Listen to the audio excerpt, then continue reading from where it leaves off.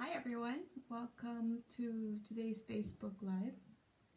I decided to just hop on and give a little bit of advice because I realized from the conversation at the playground that the school selection process in Spain has begun. So this is for you if you have a child who's turning 3 this year and you'll be sending them to school, or if your child isn't turning 3 but it will also be the first year that you're sending them to school and you don't really know much about what to do, right? Before going into some tips, I'd like to give you some background or like a general overview of how the Spain's education system is like. First of all, they have the very general types of schools are public, concertado, and private, right? So the public schools or the state schools are the schools that are funded by the government, so tuition is free, and you only have to pay for comedor if you decide if they have lunch at school. And right now in Madrid, at least, that is 97 euros a month. Next, we have concertados, which are a bit in the middle, in the sense that they are actually private schools, but they use public funds. So officially, they do not have a tuition. However, every concertado school has a voluntary fee, right? And this fee may vary per school. Normally it goes from 20 euros to up to 100 something euros a month, plus the comedor if you decide if they have lunch there. And the price for comedor also depends on the school. It's not 97 euros a month like in public schools. It's different, so that's also school dependent. And lastly, you have the private schools. So if you're looking for more alternative education, maybe you want a Montessori school or a Waldorf school, or you want the British, American, Swedish curriculum, then private school is your best bet. And then I'm going to explain a little bit, because here in Spain they're all about being bilingual. So I want to tell you what that means exactly. So when a school says that they're bilingual, it means that aside from having Spanish as the medium of instruction, they also have English. So some subjects are taught in English. Now, what these subjects are depend, surprise, surprise, on the school. Some subjects include natural science, social science, music, art, PE. Depending on the school, maybe they'll have natural science in English one year, and then the next year they'll have it in Spanish.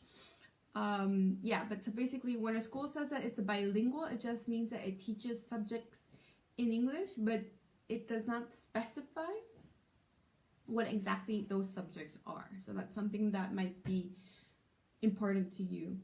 Another thing is you might find some schools, aside from saying that they're bilingual, they actually say that they're trilingual. In this case, it normally means that from 5th grade, so when the kid is about 10, they introduce a third language, and this third language is usually German or French. And they just have German or French classes for 2 hours every week. Okay, so that's what bilingual and trilingual means. Now, another thing that might be of interest to you is when they talk about the jornadas or the schedules, right? So some schools will say that they're jornada intensiva, which means that normally these are public schools, so it means that from 9 to 2 they are at class. So they only have a 30-minute break in between 9 to 2, and then they have lunch after.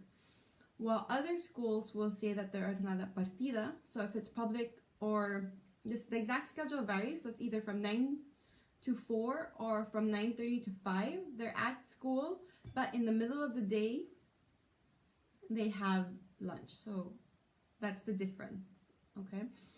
And then comes the big question also of when you know what school you want to send to your kid to, what is the process, right? So if you're sending your kid to a public or a concertada school, it is a point system. Okay, this is at least very Madrid specific. I don't know how it's like outside of Madrid. But in Madrid, it is a point system, and these points are published online. You can figure out what they are.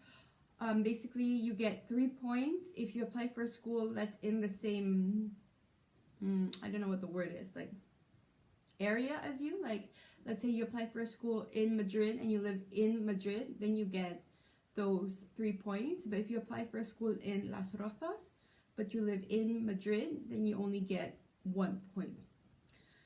You also get half a point more if the school that you apply to is the same, is in the same district as where you live or where you work. Okay, and each school gets what they call a punto libre. So each school gets to decide what to do with their 1 point. So some schools give it to people who live in certain zip codes. Other schools give it to those who choose that school as their first option. Another school gives it depending on which daycare you come from. Okay, so if your kid also is in private daycare, you might also want to ask the daycare if they have agreements with other schools, because there are lots of daycares that actually do that.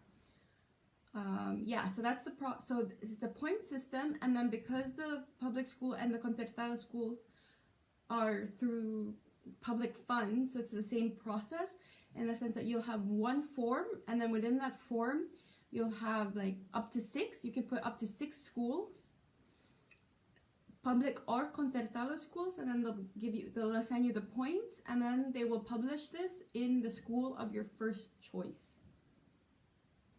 Okay, that's how you will know the points that you have, and you can also check online. And then based on the points and based on the number of spots that your school has available, you may or may not get in. Meanwhile, for private schools, each school has their own process as well, so it's best to ask them. Normally, you just have to go through maybe an interview process with the parents or an interview process with the child, and then you're in, right? So that's more or less the overview of Spain's education system. Now, tips. I don't know if this is good news or bad news, but the perfect school does not exist. Okay, and it also doesn't really matter how much information you get about a certain school.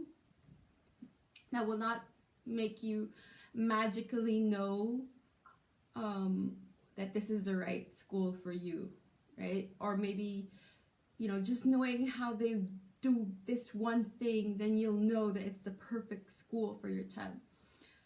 The perfect school does not exist. Okay, what's important is, which goes to my first tip, is to know your priorities. What are you looking for in the school, right? What's important for you?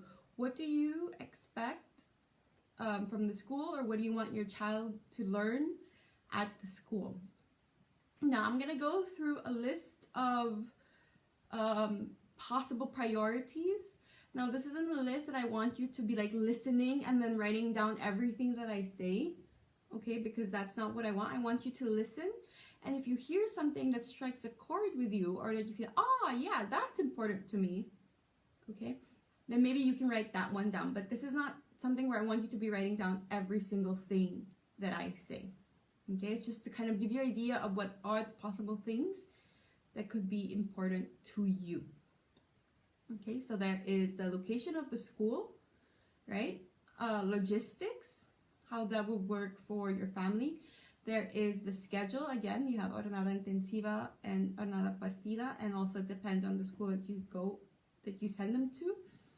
And also, if you can bring your kid before, right? So there are some schools where even though they start at 9, you can bring him at 8, and even though they end at 4 or 5, you can pick them up later as well. So that might be something important for you. If your kid is turning 3 this year in September, regardless of whether or not they are already 3, they are expected to be potty trained. Okay, so you might want to know what the school's policy is when accidents happen, or if an accident happens, right? There are some schools that will change them. There are some schools that actually hire someone just to be there to change them. There are other schools that may call you, so you come, so you go to the school and you be the one to change your child. Again, another thing that I mentioned earlier, if it's important for you, if it's bilingual or not, if it's religious or not. Most concertado schools are religious, some more than others as well, so just something to keep in mind. The fees, right? The voluntary fees, and how much the lunchroom fee is. And then within the lunchroom, some schools have their own kitchen, so the food that they prepared is at school, while other schools don't have their own kitchen, so then the food is catered. That might be something that's important to you. During the lunchroom, there are some schools where it's the teachers who watch over the kids while they're having lunch, while other schools also have that sent out in a sense, so they have lunchroom monitors. And then you also have the adaptation period. So this depends on the school, on how long the adaptation period is, what it's like, or what, are you able to stay with the kid in the class during the adaptation period, or maybe adaptation period for them just means that instead of starting for school for 4 hours, they're only there for 2 hours, right? And also how long will this period be? And if your kid is not starting at 3, maybe this is still something important to you, right? Maybe this is still something you would like your kid to go through, so you might want to ask that as well, if they have this adaptation period available for other kids and what the process or the policy is. Another thing would be the playground time, or the tiempo what they say, tiempo al aire libre, right? Maybe you choose a school that has a really nice playground, but then they're only there for 30 minutes a day. Which reminds me of another thing that might be important to you, which are the facilities, the playground, the classroom. Maybe you want to know what the lunchroom looks like, the library, the gym, right? That's another thing that might be important to you. If your kid is studying 3, again, another thing are the siestas. Depending on the school, they may or may not sleep siesta. They might start sleeping siesta and then they'll phase it out as the year goes on. If they do sleep siesta, they might sleep on a cushion on the floor. Although I know of a school where they sleep siesta on the chair. They're allowed to bring a small pillow, but they sleep sitting, right? Again, I'm not telling you this to overwhelm you. It's just so you know, and then you can decide on whether or not this is important to you. Another thing is the AMPA. So basically, AMPA are the parents who are involved in the school. It's normally the AMPA that organizes different activities for the kids and for the parents, and they're also the ones who help other families. If they need monetary help, you also have the AMPA for that. And then you have the extracurricular activities. Okay, maybe this is important for you. Maybe you want that they have they offer Chinese class or dance class. So that depends on the school. There's the ratio. Officially, if you have a kid in a public school or concertado school, the ratio is one teacher to 25 children. If the school has a high demand, it can go up to one teacher to 28. But it can also go as low as 1 to 11, right? Depending on the demand of the school. And for private, again, it also depends on the private school, but private can go up to as high as 30, but it can also be as low as 1 teacher to 6. So this really depends on the school. Another thing to keep in mind is the methodology. So I mentioned earlier that you have the the more alternative ones like Montessori, Waldorf, Emilio Reggio, and then maybe you also have the international ones. If you're looking only at more local schools, you have the traditional way of learning, which is like, you sit in your desk and you have your workbook and you answer your worksheets. And then they can also tell you that they work by sections. In Spanish, they say it's trabajo por rincones. So basically the classroom is divided into different sections, and then throughout the day or throughout the week, the kids alternate sections. So maybe, one section is where they're drawing, another section is they're playing with clay, another section is where they're with a teacher learning to write, another section is like they're just at the play kitchen, right? That's trabajo por rincones. And then you also have this other thing which they say is trabajo por proyectos, which is project-based learning. So the idea behind that is, instead of learning specific subjects, you do a project, you do like a hands-on project, and it is through this project that you learn science, you learn math. Okay, those are like the different types of methodology available. And finally, another thing that might be important to you is the school's policy on discipline, right? What do they do when a child misbehaves? Their policy on bullying, how do they address this types of issue? Maybe, and also their policy on rewards. Do they reward children, or do they punish them, right? How is this done? Yeah, so these are just some of the things that might be important to you. Again, do not stress out listening to every single thing. Really just listen and think about what matters to me, right? What are my non-negotiables? And then later, what are the things that you're able to be more flexible on, right? In my case, for example, when we were looking for schools, one of our non-negotiables was that it be in our neighborhood, because we did not want our children to be spending more than 30 minutes going to school, right? But what might be important for me does not mean that it has to be important for you. So it's really important that you realize what are your non-negotiables, what's important to you, but you're willing to be flexible on, and what are the other things that, you just don't care. Okay, and knowing these priorities will really help you when it comes to choosing, not just even choosing the school, but choosing which schools to visit, right? And so another tip that I want to give you is to not take other people's opinions about schools at face value.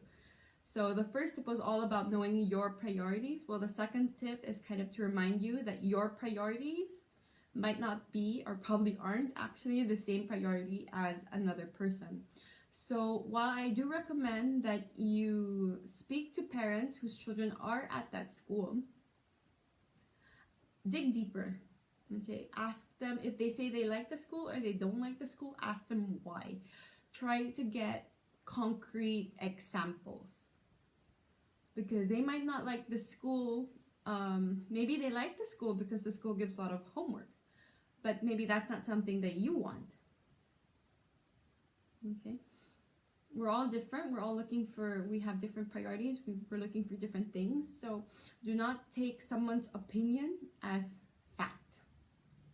Dig deeper and then decide if that's something that's important to you or not.